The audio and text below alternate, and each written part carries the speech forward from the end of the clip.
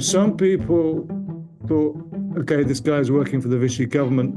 He's obviously not a good guy. But what he was doing with this resistance pamphlets was actually incredibly dangerous, and he's putting his life on the line to support the resistance.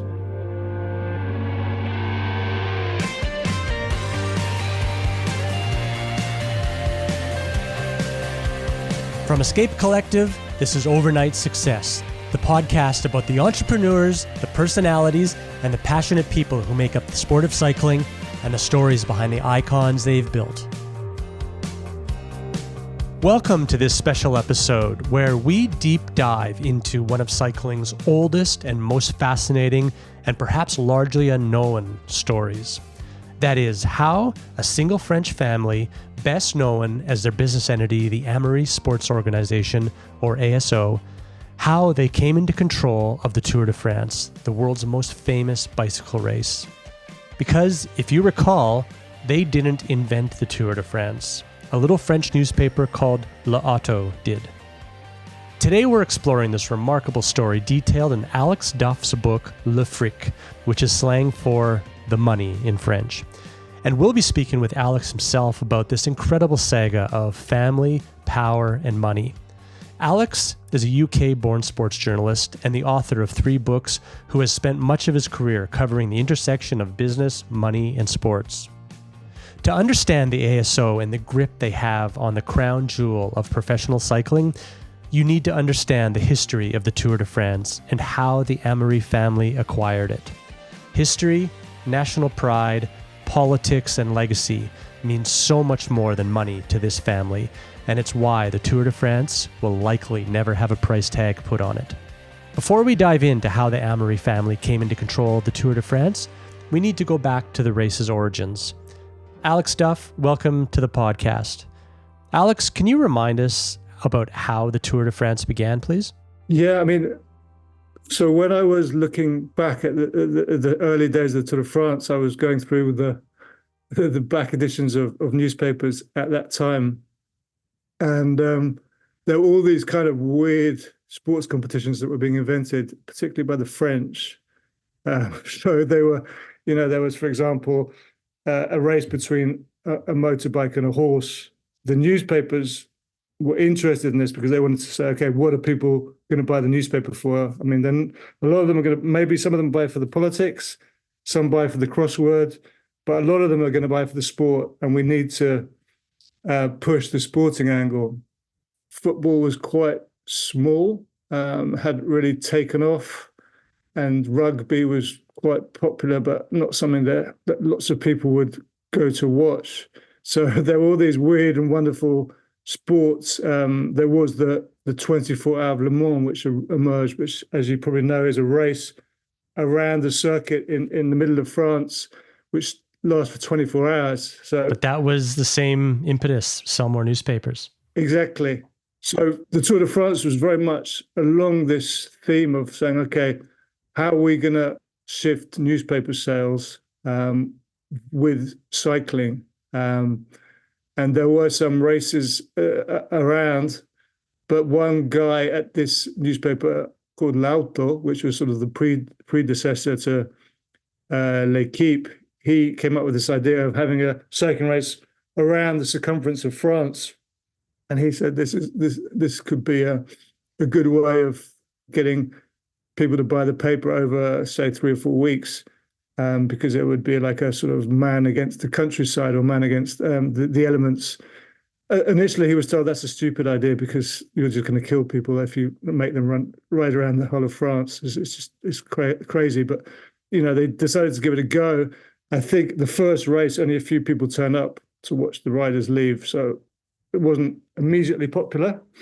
But within a few years, it had become a fixture. Obviously, it has sustained, like the 24 Hours of Le Mans, which, as you know, also still runs.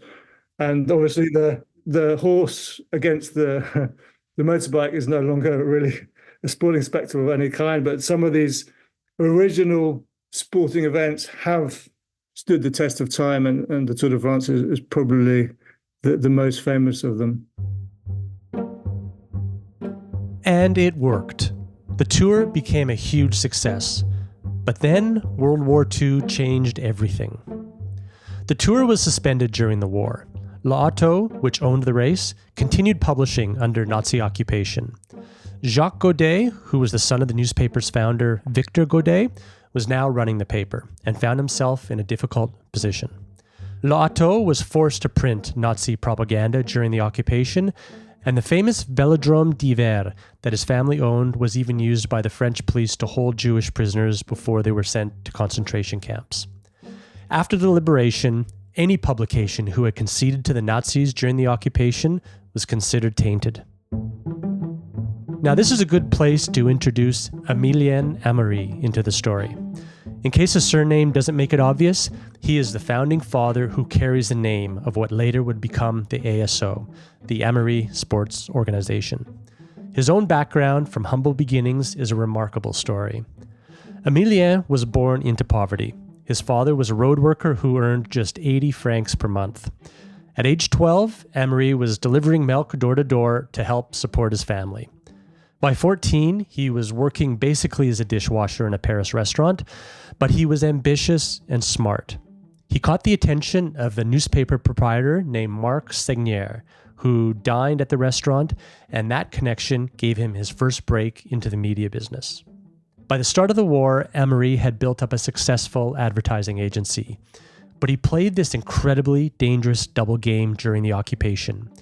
During the day, he worked for the Vichy government, creating propaganda about healthy lifestyles, family values, and boosting morale. But at night, he was part of the resistance network, printing clandestine materials supporting Charles de Gaulle. They operated a secret printing press just a few hundred meters from where the Gestapo was headquartered. The British were even sending him money through enemy lines. At one point, as Alex's book describes, he received 27 million francs delivered by bicycle. So how did Emilien Amaury go from dishwasher to resistance fighter to media mogul? He had a sort of dual role in the Second World War. On the one side, he was working for the Vichy government. You know, some people thought, okay, this guy's working for the Vichy government. He's obviously not a good guy. But what he was doing with this resistance pamphlets was actually incredibly dangerous, and he's putting his life on the line to support the resistance. When the Allies, a few months after the Allies landed in Normandy, and the Germans were pretty much chased out of Paris, and they retreated from Paris, and Paris returned to French rule under Charles de Gaulle, they didn't really have a newspaper industry anymore. All the newspapers had been publishing under the Nazis. Those who knew about media in the resistance were invited to take over, and this gave Emilien Amaury a chance to take a massive sort of grab of power in this new sort of newspaper industry, and he sort of made some alliances with a number of people who, for example, in the west of France, he co-owned a newspaper. He set up a new version of the Paris newspaper, which was called Le Parisien Libéré, the Freed Parisian. And critically for the Tour de France, he formed an alliance with a guy called Jacques Godet, who used to run the sports newspaper in Paris called L'Auto. And they launched a new sports newspaper called L'Équipe. And so, after Paris was liberated, Amaury was one of the few people trusted by de Gaulle's provisional government to help rebuild the French media industry. He moved into an office on the Champs-Élysées that had been hastily abandoned by a Vichy official. Jacques Godet desperately needed Amaury's help. His newspaper, L'Auto, had been shut down because of the Nazi propaganda it published during the occupation. All of its assets, including the Tour de France, had been seized. Godet needed someone with political influence to help him get back into the newspaper business. Amaury, meanwhile, saw an opportunity. They struck a deal. Amaury would use his connections to help Godet start a new sports newspaper called L'Équipe, and in return, he would get 50% stake in the Tour de France once they got permission to run it again.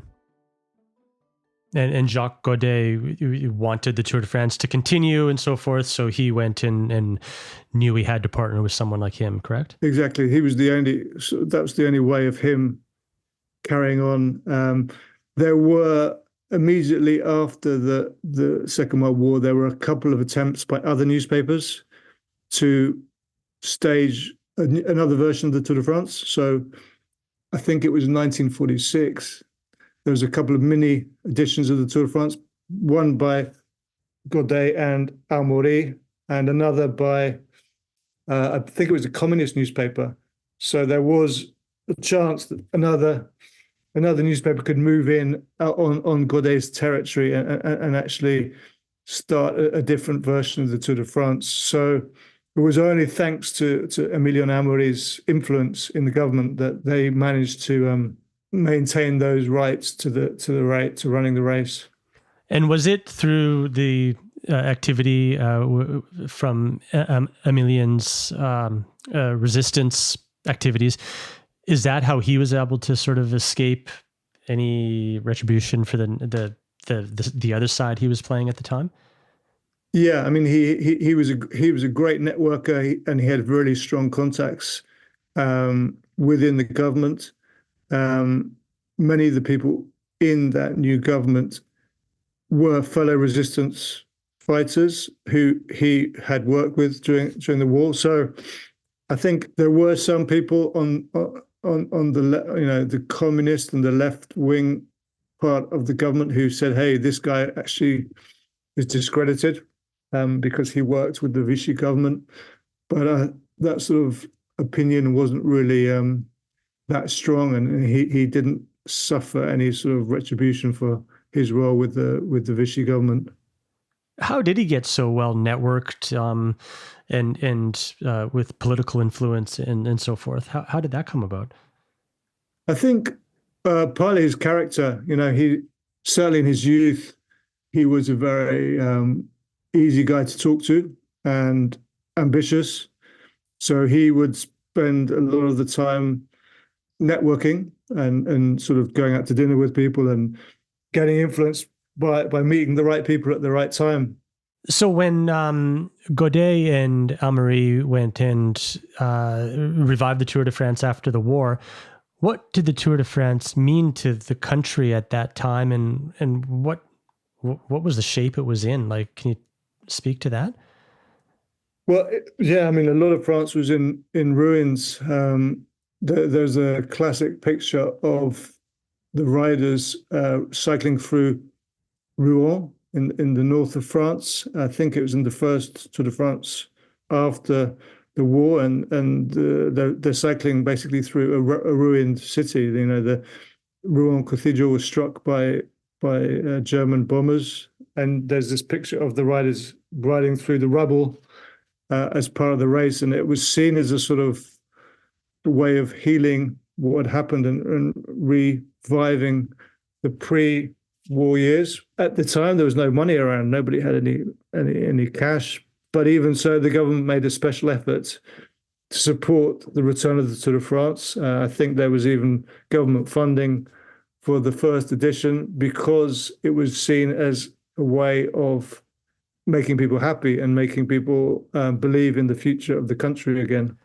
Did your research in the book find what that first Tour de France looked like? Was it a success? Was it pretty poorly run? What was it? What was it like? Do you know? It was pretty chaotic. I mean, as you know, the Tour de France is an incredibly complex logistically. Yeah. And it requires very expert planning. But I think in the first version, there wasn't proper refrigeration for the food for the riders, which the organizers provided at that time. They provided all the meals, all the drink, and the food started to go rotten halfway through the race because it was a hot summer.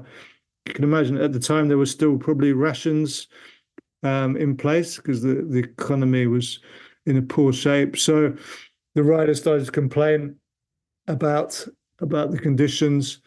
But the important thing was they managed to get around the race happened, they finished. And so the fact that they managed to revive the race, I think, was seen as a success. And despite a few teething problems, the headline news was the Tour de France is back. So that was seen as a success and helped Jacques Godet reestablish his reputation.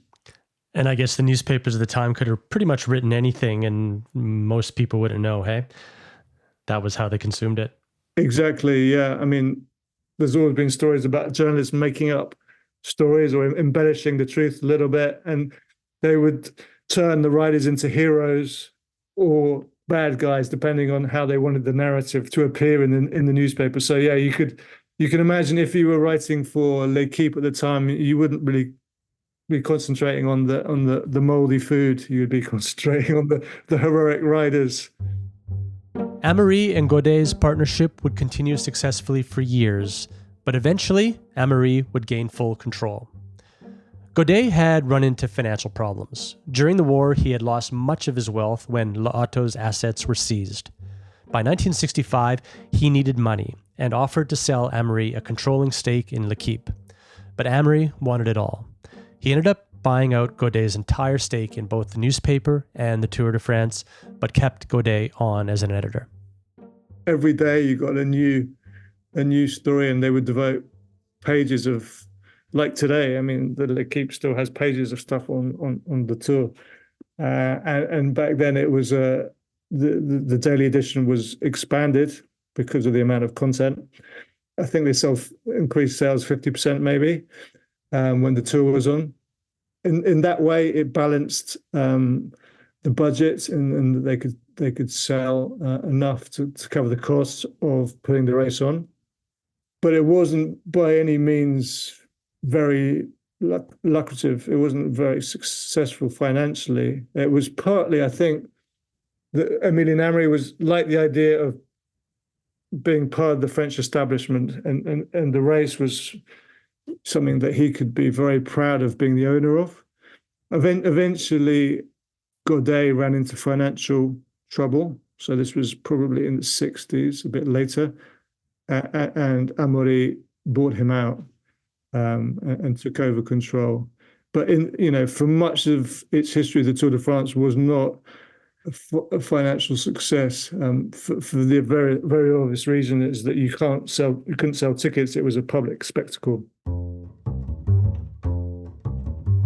You do mention in the book that television played an increasingly important role for the Tour de France from the 1960s onwards. What were the Amaury's view of television and its impact on the race? Television was a way, I think, the French public to watch the race in a way which you could only do normally if you were in one of the towns where the race passed through or in the region. So it was a way of everybody being able to watch the race almost every day.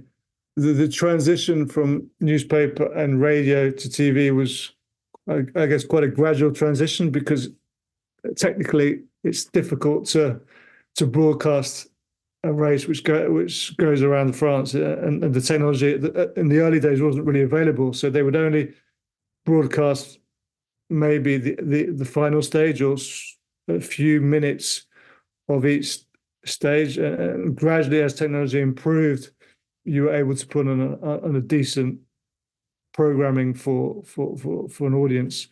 I don't think in those first years there was much money involved in terms of like the TV companies paying a lot of money for the Amaury's. It was partly, okay, how are we going to make sure the Tour de France remains a French institution? How can we broadcast it to the nation? I think money has always been important. Obviously, for the Amaury family, they don't want to be making a loss.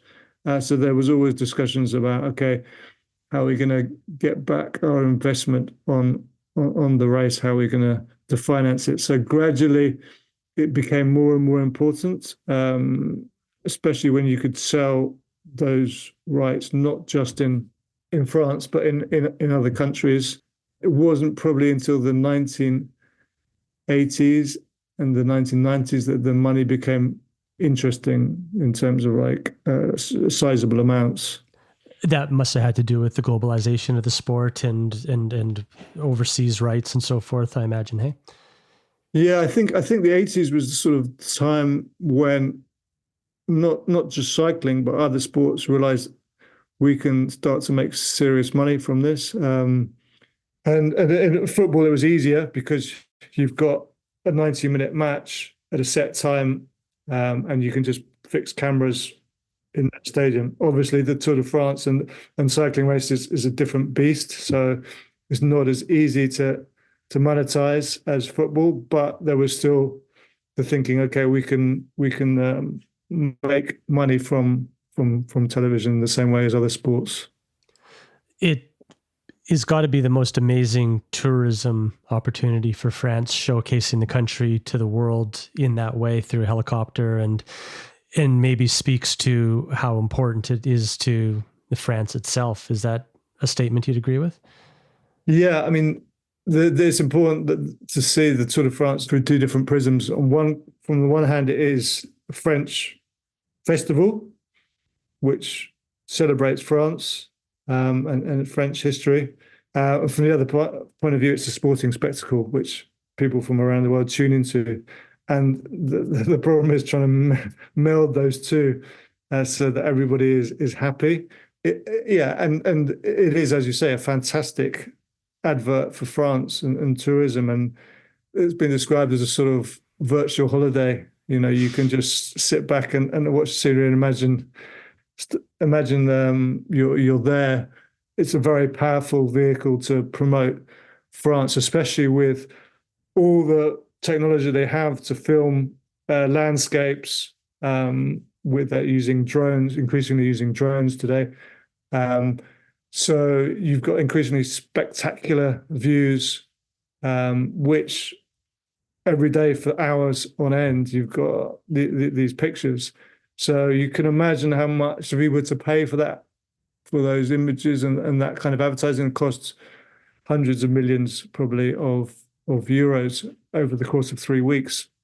So the government obviously loves the Tour de France, and there is a sort of close relationship between the Amaury family and the government, because they both need each other in some ways to keep the tour going and to keep this advertising of the French tourism industry in the public eye.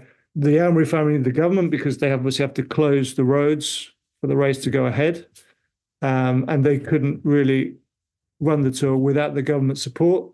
The government on the other side love what the Tour de France does for the tourism industry, and also the unity and sort of the country. It's you'll see the French president at least one Tour de France stage every year because it's a way of saying, hey, this is our patrimony. This is a way we can bring the countryside and the towns together. And so it's a way of celebrating France. Maybe backing up into the past a little again. I think in the book you mentioned in maybe it was the 60s and, the Tom Simpson era, and they knew there was a doping problem. How did the race organizers, the media, who were the race organizers, basically deal with that issue in the early days? It was very much ignored by the media. It was like, okay, this is a damn hard race. These guys probably need some help. So we're not going to criticize them if they take some amphetamines. That wasn't really a story at the time. It wasn't something that was seen as outrageous. Amphetamines were used by truck drivers, for example. They were used by people, students to stay awake when they were studying for exams, and they were used by professional bike riders. It was only later when you had, I guess, more prize money and more sophisticated types of drugs, such as EPO, which could be the difference between finishing first and finishing 50th, that it became a scandal that there was EPO and there was blood doping and there was testosterone being used. I guess the Lambach event was the Festina affair of 1998, when there was uncovered industrial size doping. And so I think that marked a sort of the point where everybody in the media began to take this very seriously, and previously it had just been ignored. But even with Tom Simpson dying on Mont Ventoux, did the ASO manage that situation in a sweep it under the carpet type of way, or how did they, do you recall through your research? There was an effort to remove drugs obviously for the health of the riders, but there was no sort of dope tests, as far as I know at the time, or no reliable doping tests. Yeah, it was just left up to the riders and the teams to manage this themselves. Obviously, the fact that he died on the race woke a lot of people up to the dangers involved, and probably that had a significant deterrent to other riders. It's time now to talk about Emilien Amaury's family. Amaury had 2 children, Francine and Philippe. Alex's book describes Emilien being particularly close with his daughter Francine, who lived with him at their country estate. But he was less warm towards his son Philippe. There's a story in his book where he spent only just 15 minutes at Philippe's wedding to marry Odile Kuhn, an optician's daughter from Strasbourg. You'll hear more about her later. By the 1970s, Amaury had started transferring some of his ownership to Francine, giving her about 25% of the shares in La Parisienne Libre over his last 4 years. They became diversified into other sports in the 80s and 90s. They were doing quite well from the Tour de France, and they decided that they wanted to move into other sports. So at a certain point, they bought the Dakar Rally, which is a sort of road race. Again, like the Tour de France, it's kind of a crazy spectacle where you drive across the desert for like a couple of weeks. I guess they thought this fitted with the Tour de France's man against nature spectacle, and so they bought this rally from which had been started up by this French motorcyclist enthusiast.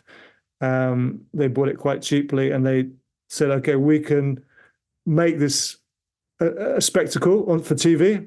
Originally, the Tour de France was under the umbrella of a corporation called La Société du Tour de France, the Tour de France company.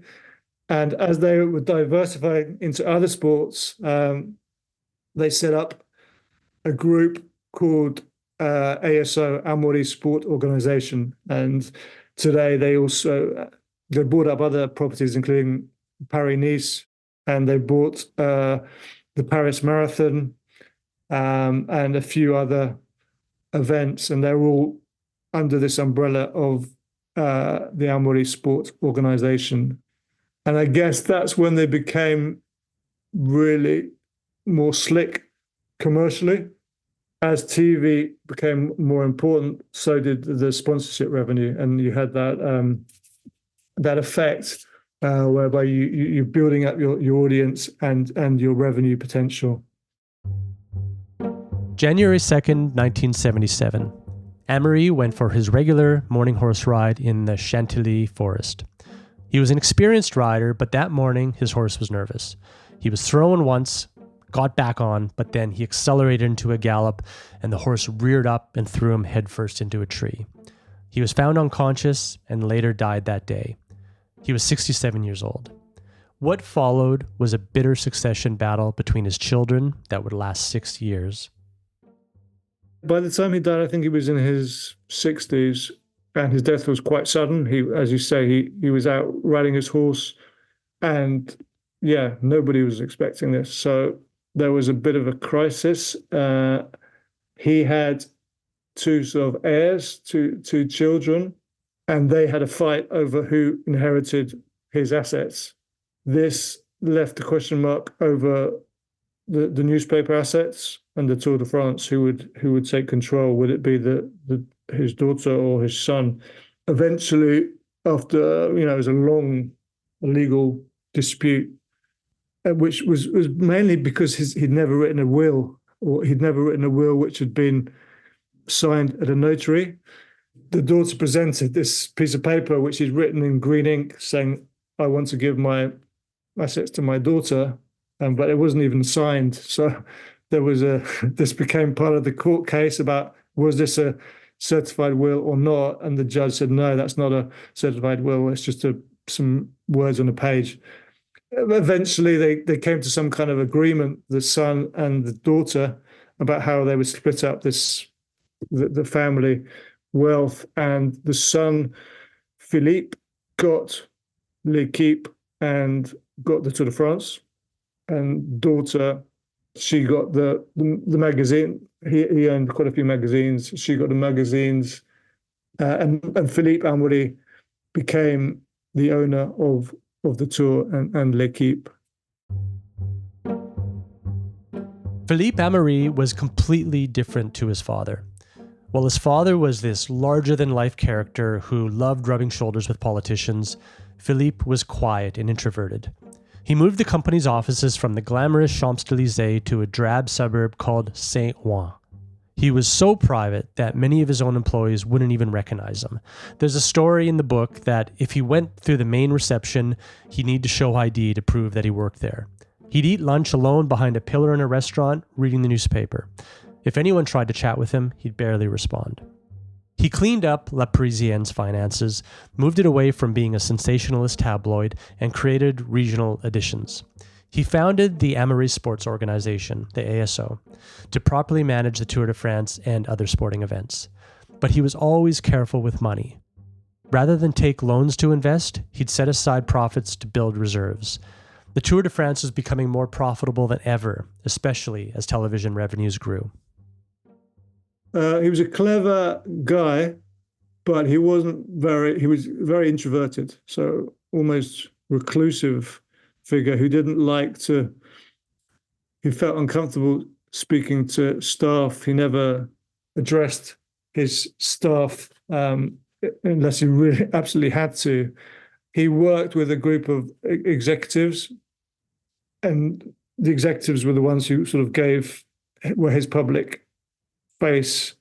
They were the ones who gave the instructions. They were the ones who spoke to the newspapers. They were the ones who probably met the government officials they needed to talk to, and the town and the mayors of the local towns where the tour ran through. So he wasn't in that way hands-on, but he was working behind the scenes with them to make sure that the race, the Amaury, the ASO, the Amaury Sporting Organisation, was successful. He did quite a good job of building up this company at a time where the industry, the sports TV rights were taking off. So he made sure that the Tour de France and cycling and the other sports they had were part of this boom in sports on TV. And then tragedy struck the family again. Philippe died in 2006 at age 66. This time, though, there was no succession battle. His wife, Mary Odile, stepped in to run the business, with their children, Jean-Etienne and Aurore, joining the board. Mary Odile was from a middle-class family in Strasbourg. She had worked in advertising before marrying Philippe, and she proved to be a formidable business leader. When Philippe died in 2006, Mary Odile found herself in charge of this enormous business empire. She combined Philippe's caution with a more active management style. When the Tour de France was rocked by doping scandals, she took direct control of negotiations with cycling's governing body, the UCI. She fired the ASO's chief executive, who was taking too confrontational of an approach. She's been particularly skilled at maintaining the family's good relationship with the French government. Remember, they need the state to cooperate to run the Tour de France each year. Mary Odile managed to modernize the business while maintaining its traditional values. For example, during her tenure, they've expanded the tour's reach globally, starting stages in places like Yorkshire and Copenhagen. And despite criticism on how fast they've acted, they've launched the Women's Tour de France. And they've done all of this while keeping tight control of the race's French identity. Mary Odile has also been incredibly shrewd about protecting the business interests. She's consolidated operations of the ASO offices. She sold Le Parisien when it became clear traditional media was struggling.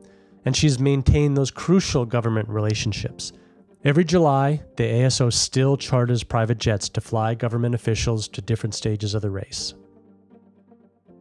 What's unique about the financial structure of the tour, and how does the ASO maintain control over the Tour de France? They have the rights, so they have the copyright on the event. So you couldn't, if you and I wanted to start the Tour de France, we wouldn't be able to. The ASO could go to court and stop that. So they have these rights dating back decades, which puts them obviously in a very powerful position, and means that they can make decent money from the race, and they take away dividends every year thanks to the success of the race. Cycling and many other sports have developed in a slightly unorthodox way, and they were developed as amateur pursuits, and they weren't developed like the US sports, which seem to be better developed because they're simpler. Cycling is a slightly shambolic mess of different entities and there's no proper oversight. ASO and the Tour de France was always bigger than the UCI, the Union Cycliste Internationale, the ruling body. So it sort of developed in a way which is not ideal for the expansion of the sport. You've got no one body overlooking the sport and trying to make it grow. You've got lots of conflicting interests. And obviously the main interest of ASO is to protect its assets and maximize its revenue. And they are successful about doing that because they own the biggest property. So as I said before, you've got this conflict between this company which is trying to strengthen this French institution, and you've got these other parties which are trying to make the sport a success internationally, and you've got some conflict there. Would you say it's all about the money to them? You didn't say that, but I'm asking if that is a huge driver to how they protect it and so forth, because there's been many attempts to buy the ASO or buy the Tour de France and so forth that haven't happened. What else is it to them besides a commercial entity? It's certainly not just about the money for the Amaury family. It's they're very proud of the race. It's endured 120 so years. It's been owned. It's been in the family since 1947. It's very much an heirloom, something that they want to pass down from generation to generation. Since Emilien Amaury died, they've very much been in the background. They don't like being public attention.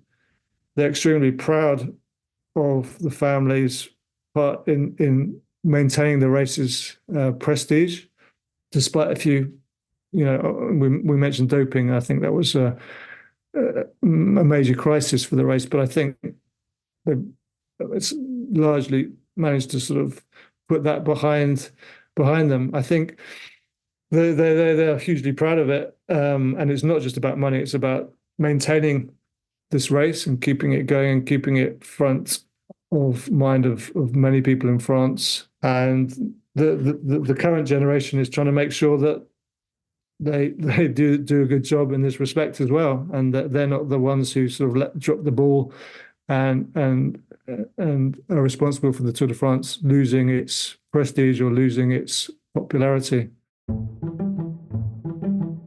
Now, Mary Odille's children are taking on larger roles. Jean-Etienne and Aurore are now general directors of the family business. Jean-Etienne oversees the ASO, while Aurore handles the media portfolio. Jean-Etienne is an interesting character. He studied computer engineering and worked for Bloomberg in London before joining the family business. He's very different from his grandfather, Emilien. He sees himself more as a guardian of the race rather than its owner. He told Alex for his book, Le Fric, the Tour de France belongs first and foremost to the people. Even now in her 80s, Mary Odille still goes to work. Alex told me that when he visited her in her office recently, She had her father-in-law Emilien's biography on her bookshelf and a simple packed lunch of bread rolls wrapped in foil. She's still very much the mother hen watching over the family business for her children and potentially her grandchildren. There have been many attempts by private equity groups or others to take over the ASO. What are some of the notable takeover attempts and why did they fail? Well, my favorite one is, if you remember the Lance Armstrong era, a lot of people on Wall Street were into cycling at that time, and there was a group of people on Wall Street who used to hang out with Lance Armstrong, and they go on rides in Silicon Valley. There was a group of them who said, "Hey, why don't we buy the Tour de France? We think it could be more of an international asset." And these were very preliminary discussions they had. They didn't really get anywhere, but I think they tried to set up a meeting with the Amaury family, and I think they were basically told there's no. I don't think it was impolite, but it's basically there's no effing way you guys are going to fight the Tour de France. It's it's not going to be that easy. Well, I mean, you can imagine it's this French institution being around. The French, they don't even like American companies taking over their yogurt makers like Danone. There was an attempt by Pepsi to buy Danone, and the French government intervened because they were so outraged by the prospect. So you can imagine with the Tour de France, nobody was going to even consider that option, I think, however much money was put on the table. And so this has been a theme over the years. You've had interest from Chinese businessmen, you've had interest from Americans, you've had interest also in France from the Lagardère family, which is also a big publishing family. They actually used to own 25% of the Tour de France. When Philippe Amaury bought or took over the race, he needed some capital, and he sold 25% to the Lagardère family, which he later bought back. This is very much a family business, and they want to keep it going, and they don't really want to sell up. Is it even buyable or acquirable with the French government's symbiotic relationship with it? Do you think it could never be sold with that relationship, or is that just a technicality? No, you would probably need the approval of the government. There's no point buying the asset if you're not 100% sure you can run the asset. I don't know if you'd have to sign a memorandum of understanding or some kind of relationship building exercise with the government to make sure that they are going to carry on supporting the race in the same way they have been doing with the Amauries. The Tour de France is the crown jewel in cycling.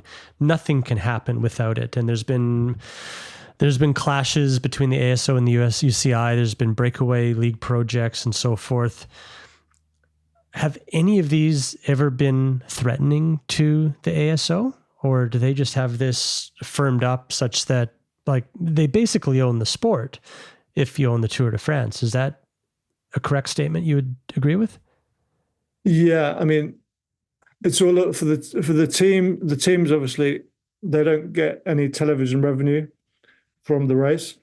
There is a strong argument that they should get some television revenue because in almost every other sport, the teams share some of the television revenue. In my book, I talk about how in tennis and in Formula One, there's a pushback against some of the organizers. So there's a pushback against Wimbledon. Wimbledon is, I guess, the tennis equivalent of the Tour de France, and they used to dictate to the tennis players the conditions and terms of them playing at Wimbledon. There was a strike, basically, back in the 70s or 80s. There was a strike at Wimbledon, and the players actually managed to gain leverage over their conditions of them playing at Wimbledon.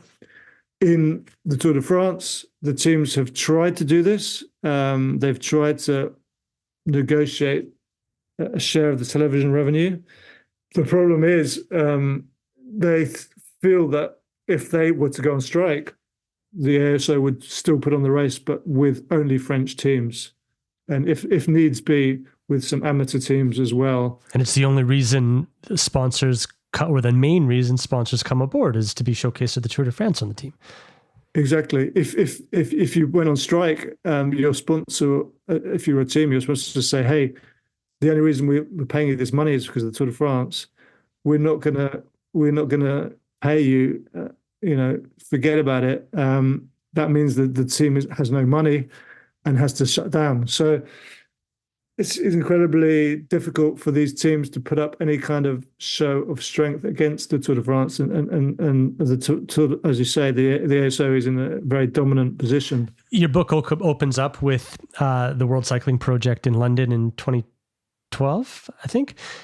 What factors contributed to the failure of that project? Yeah, so I think it was 2011, 2012. There was a project called World Series Cycling, which was effectively set up by a British entrepreneur. And his idea was to make a series along the same lines, business lines, as Formula One, where you bundle together all the television rights and you bundle together all the sponsorship rights, and you make a year-long championship or a 9-month long championship. And from a business point of view, this makes a lot of sense, because if you have something you can sell over 9 months, that's content which TV broadcasters and sponsors can get behind over a period of 9 months. The sort of question was, how do we get all the teams on board with this project? Half the teams were interested and sort of got behind it, and the other half said, "Hey, we don't want to be on the wrong side of ASO. We're worried about losing our place at the Tour." ASO was obviously lobbying the French teams, "Hey, ignore those guys, stay close to us, and we'll look after you." And so ASO managed to divide the teams, and you can only pull something like this off if you have all the teams. And they basically ran out of road. The project petered out. And you've had something similar called One Cycling more recently, which was pretty much the same idea, to build a championship over a number of months. And again, teams were sort of scared about going up against ASO and losing their place in the Tour. So it's the same. You've had a number of different people try the same thing over the last 15 years or so. And each time it's failed for the same reason. It sure speaks to, you described the fragmented nature of the events in cycling, but just as well the fragmented nature of, like, nobody can cooperate, the teams and the individuals within the sport who have a vested interest to do so. It's not different than a union worker not wanting to go on strike because they're not going to get paid, right? But in unity, they're very strong. And, the teams can't even all band together to make a strong union, if you will. There's not really much incentive for the ASO to want to give up any television rights, are there? Or make it more equitable. There's no incentive for them, I wouldn't imagine.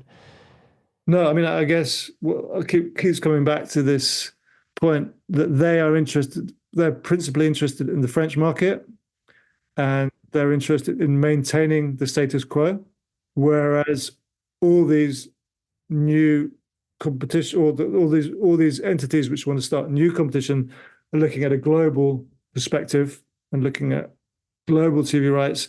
And so there's this constant clash between the ASO and these outside entities which want to do things differently. And I guess it's a problem for the sport, is because there's no sort of consensus about how to develop the sport. It's very much stuck in its ways, and is problematic, I think, for the sport's future. Another clash that's happened a couple times in recent memory, the ASO and the UCI. I think you touched on it in your book in 2008 when they came to a head, and I think that the ASO was going to just leave the Pro Tour at the time, I think it was called. Do you have insight into that clash? The UCI wanted to do pretty much what World Series Cycling and One Cycling wanted to do, and to start creating competition and races outside of Europe.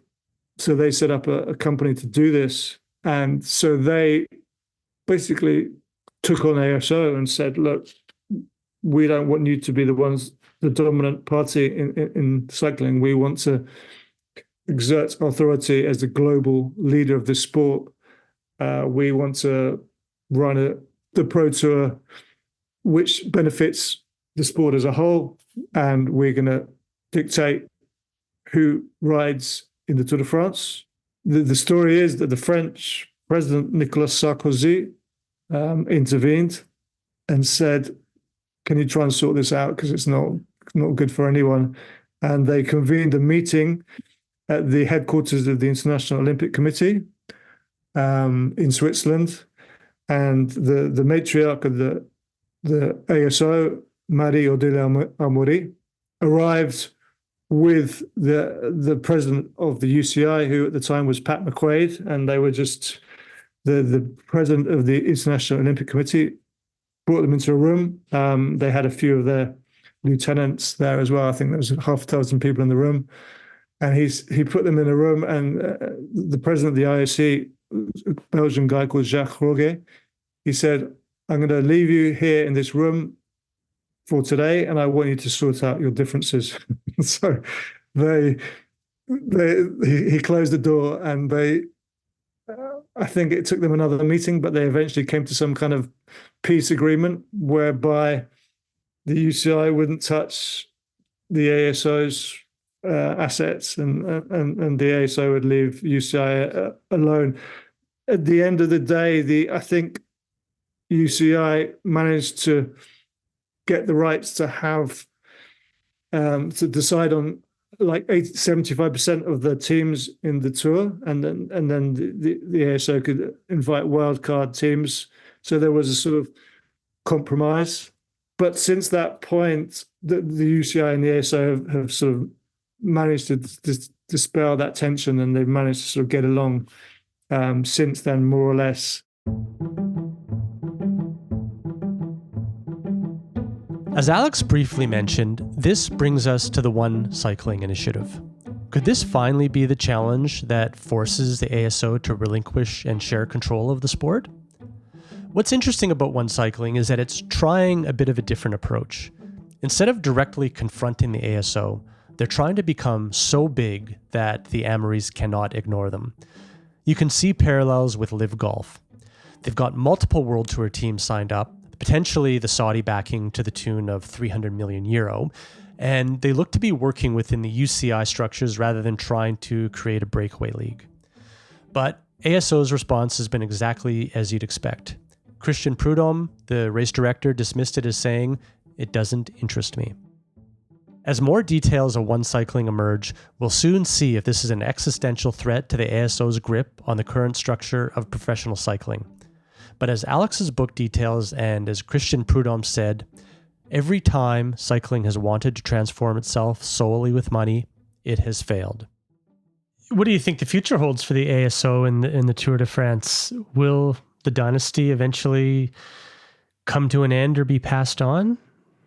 I'm pretty sure that they want to pass it on to the next generation. We're now on the third generation, and I don't see any reason why it won't be passed down to the fourth generation. If the family owns it, doesn't mean the family is necessarily directly involved with the management. They can just own it as an asset. You don't necessarily need an owner who is very business oriented, knows about business. You can be a passive owner of the race. So it could be that the next generation does that. Certainly, I don't think there will be much talk about selling up what is, as I said, a family heirloom. And I think all the signs show that the plan will be to pass it down to the next generation. I hope you enjoyed this episode as much as I did making it. With this history of where the ASO and the Tour de France came from, it allows a better understanding of why professional cycling is so locked up with some of its crown jewels owned by the ASO, with very little incentive to give those up, no matter how much money. Which I personally find admirable in this day and age. Thank you to Alex Duff for so generously sharing all of his research that was put into his book, Le Fric. And I highly recommend that you go and read the book or listen to it in audio form for a much more detailed account of this story. This is Wade Wallace, and thank you for listening to Overnight Success. The music was composed by Ashley Deneef and produced by Red Bricks Media.